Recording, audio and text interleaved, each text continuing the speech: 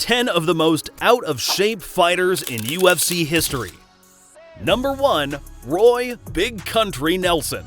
Big Country is probably the fighter that best comes to mind when it comes to out-of-shape fighters who rumbled into the octagon, despite having a build like a bearded adult baby with a mostly hidden layer of muscle. His kung fu and Brazilian jiu-jitsu credentials didn't help make his appearance and fighting style any less confusing, unless you compare him to another well-known CGI panda martial artist. He could fight though, whether he was throwing his weight behind his punches or throwing it on top of his opponents on the canvas. His plus-size physics were a lesson in fight science all on their own, even for casual observers. And am I the only one surprised that no one put him in a beard lock?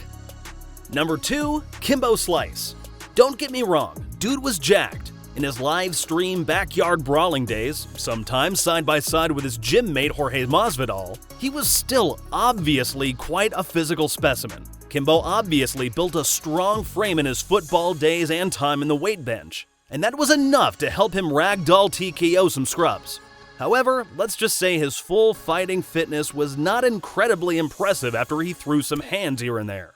Kimbo's gas tank went empty pretty quickly, showing us all that MMA requires its own variety of fitness, especially cardio. He could throw bombs though, no one is denying that, especially when one of those bombs popped James Thompson's massively swollen cauliflower ear in the octagon.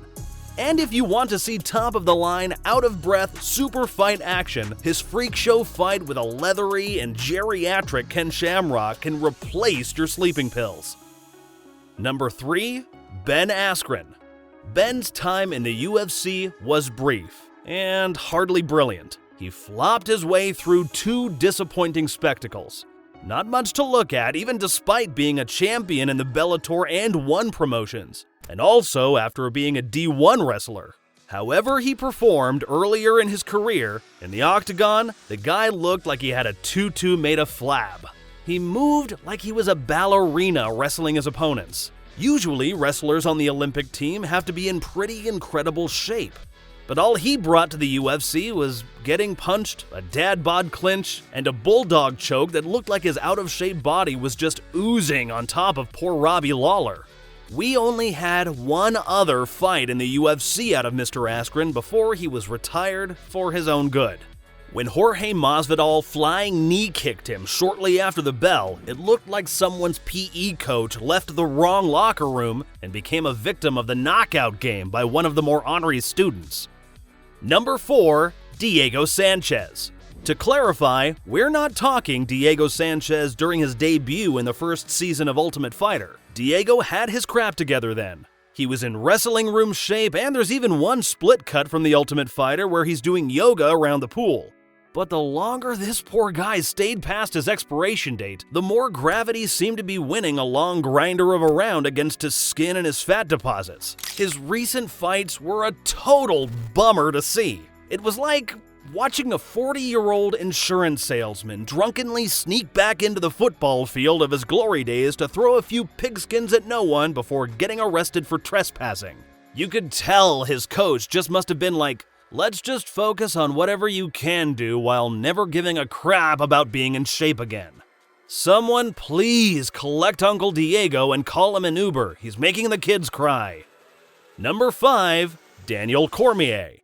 Okay, let's be real. The guy actually seems to be in shape. But can we agree that he's at least in the looks can be deceiving category? Like, if you didn't know he was a UFC fighter and he was wearing a monochromatic uniform of any kind, you might think he's the UPS driver who eats in his truck a few more times a day than is strictly necessary for dietary requirements. This is another case of an accomplished wrestler who, at least visually, looks like he never made the switch from drinking all the sugary Gatorade to electrolyte formulas not featured in Idiocracy. He is definitely someone who would not be recognized, and a gym rat would try to alpha at a bar, and then the gym rat would end up eating the corner of the bar followed by a dessert of the floor tiles. He seems to own it, to his credit, including that commercial where he was dancing with fried chicken or whatever. But yes, file again under looks are deceiving. Number 6, Nate Diaz. Just kidding, he's in awesome shape under the hood. He's got incredible cardio, probably one of the most important in-shape factors.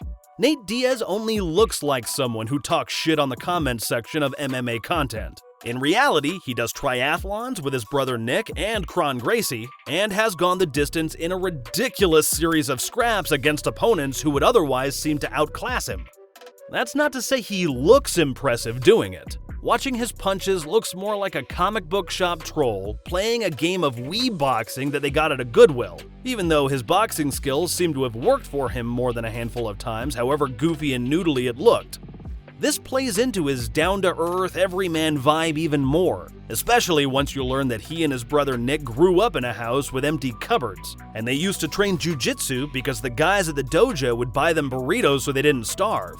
But in terms of cosmetic-level appearances of being in shape, nah, Nate's the guy someone will be dumb enough to try to fight in line at the 7-Eleven. 7. Kelvin Gastelum. Another wrestler, another standout Ultimate Fighter alum, another guy who looks like he consistently goes for the second donut, or third, or fourth. Even in his early days, he'd be easily overlooked in terms of physique, and was. He was picked last on the reality show team roster, and had to prove he was a bad dude. But like fellow Ultimate Fighter graduate Diego Sanchez, he looks like he's been giving even more wiggle room, or jiggle room, to his acceptable donut quota. Watching his Robert Whittaker and Jared Cannonier fights makes me want to find Kevin's diet and make sure I'm not on it. Dude's still dangerous, but probably won't be impressing anyone with his BMI count anytime soon. Not that I recommend anyone try poking him with a caliper. Before I drag out Fedor Emelianenko's dad bod for undue criticism, and he's usually the prime example everyone picks, just watch his fights and be glad you're not on the other side of the canvas. For my last two spots, I'm going to flip the script and focus on people who don't look like they have a lot of fat to spare in a plane crash on the mountain scenario, but whose gas tank is surprisingly bad for the level they're fighting. Number 9. Zabit Magomedsharipov. Okay, watching this Dagestani guy's kung fu sanda-based striking is like watching choreographed magic sometimes.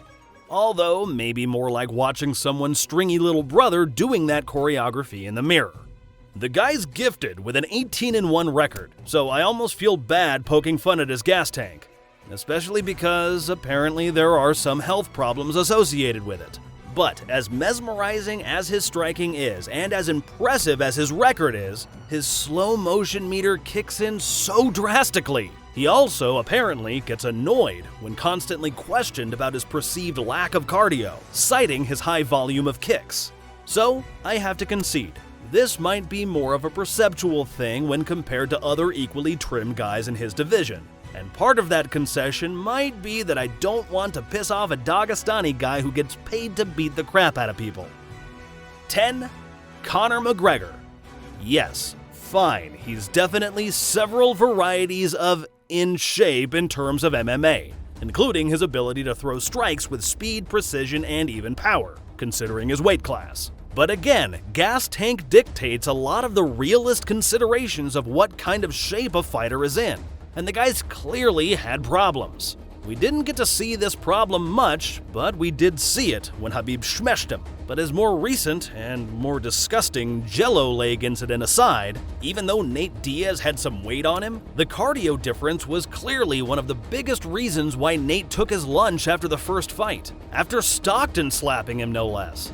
Conor burnt himself out a little and then got ragdolled in a grapple by a fighter far past his time, who most people agree was not anywhere near the same level in most other respects. Even in his exhibition boxing match with a much older Floyd Mayweather, we saw Floyd easily take advantage of Conor's sleepy burnout. It's the time we see Conor McGregor run his mouth the least, because he's too tired to even do that. So we can be thankful for that, I guess. Bonus, Royce Gracie. Everyone knows that the whole gimmick of UFC originally was putting a very unimpressive-looking Royce Gracie up against a bunch of strikers, and oops, one or two guys with wrestling experience, though they tried their damnedest not to do that when possible. But seriously, go back and watch those old videos. It's ridiculous. It literally looks like the dweebiest, nerdiest nerd from chemistry lab put on his karate gi and did yoga on people until they said uncle. It's an absurd spectacle that is hard to relive authentically in hindsight, because we already know in hindsight exactly how the whole jiu-jitsu novelty effect had its moment in the sun. But for God's sake, someone give 1990s era Royce Gracie a sandwich and a dumbbell set for Christmas.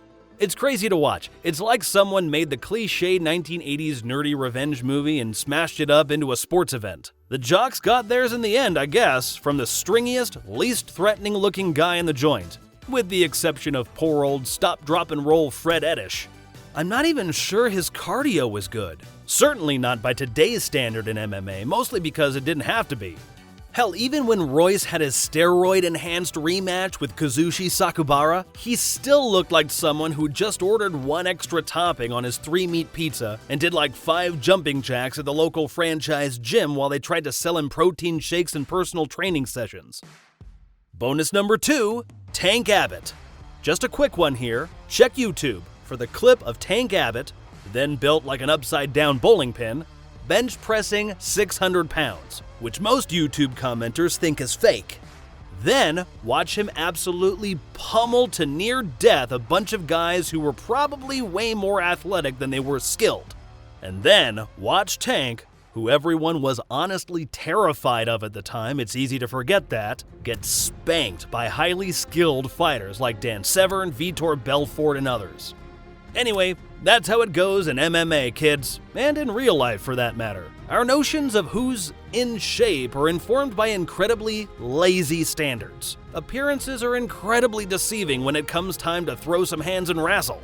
So, next time you're thinking of sizing up some guy at the bar to impress whatever chick you're boring with stories she doesn't care about, think twice, my friends.